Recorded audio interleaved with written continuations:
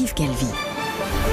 RTL, il est 7h43. Excellente journée à vous tous qui écoutez notre radio. Alba Ventura, vous recevez donc ce matin la vice-présidente de Reconquête, Marion Maréchal. Bonjour Marion Maréchal.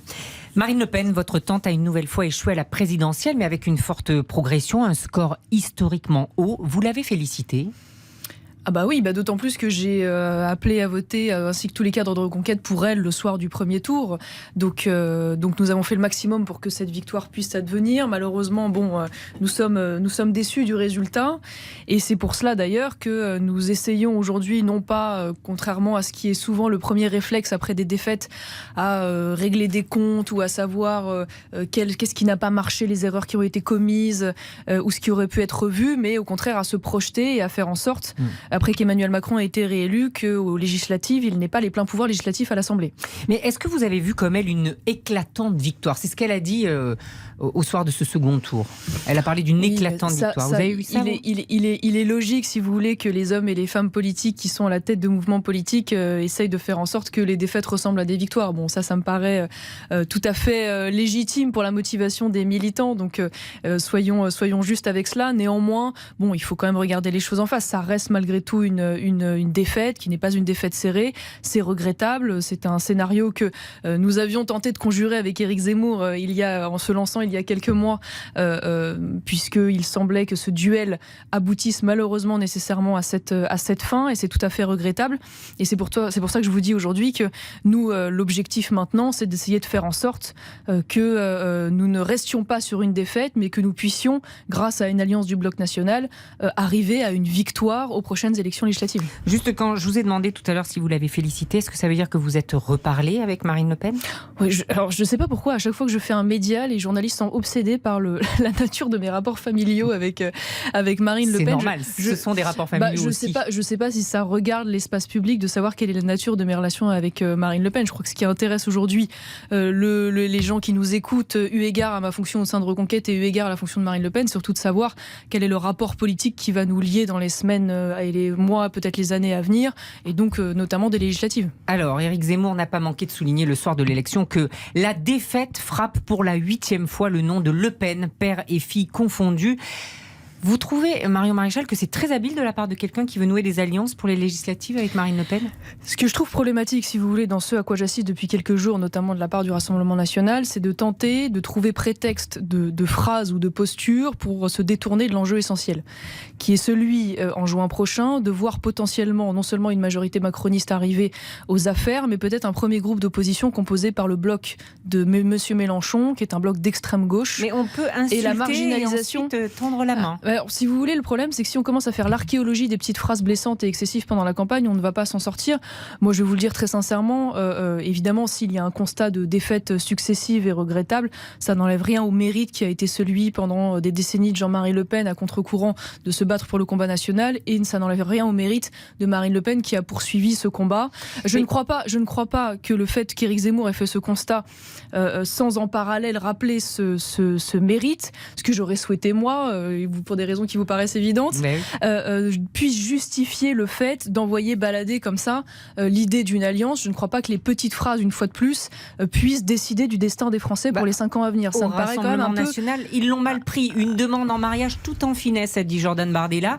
Il va falloir qu'il vire Marion, car ça va lui porter malheur, dit Louis Alliot. Zemmour, un traître, un ingrat, un petit merdeux, c'est ce qui est ressorti hier du Bureau national du Rassemblement national, selon Marie Mollet, notre journaliste. Oui, écoutez, c'est un peu déplorable, puisque je crois qu'on en est surtout à trouver des prétextes. Voilà, à trouver des prétextes pour ne pas en effet mettre cette union en œuvre. Je rappelle quand même que le Rassemblement national, avant même d'ailleurs ce premier tour, ne souhaitait pas cette alliance. Nous espérons, et c'est pour ça d'ailleurs qu'Éric Zemmour a pris cette initiative, que les choses changent. Je rappelle quand même que pendant la campagne, Marine Le Pen elle-même avait dit d'Éric Zemmour qu'il était le candidat de la guerre civile entouré de nazis. Ça ne l'a pas empêché d'appeler à voter pour Marine Le Pen. Je n'avais rien demandé à l'époque, loin de là.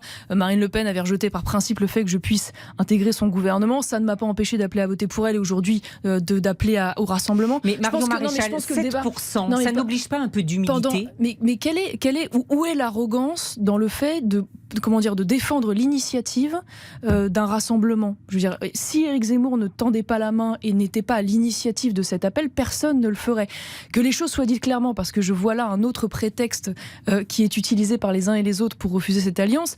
Évidemment que dans une union de différents mouvements politiques, les modalités de cette union se font en fonction du poids électoral de chacun, et que naturellement le chef de file est celui qui a obtenu le plus de voix aux élections. Ça, vous êtes sûr que Éric Zemmour est prêt à accepter qu'en cas d'alliance, il se mette en retrait et que ce soit Marine Le Pen la chef? C'est pas une question d'être en retrait, c'est que le chef de file mécaniquement est celui qui a le plus de voix. Enfin, personne n'a contesté cela, personne n'a dit le contraire.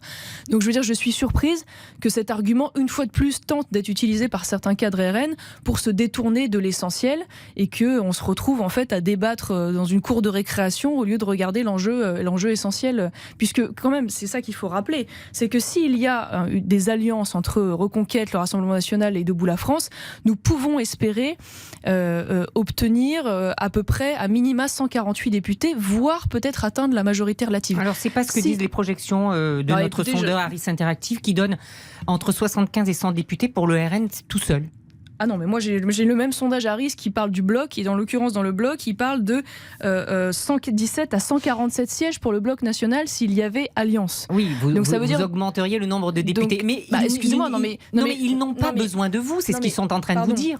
Mais il y a deux choses. Soit le but, c'est simplement qu'il y ait des députés dans un groupe minoritaire qui ne pèsera pas sur l'agenda législatif, voire qui sera derrière, puisque c'est ce que donnent les projections, s'il n'y a pas d'alliance du bloc national, derrière le groupe d'extrême gauche composé par Mélenchon.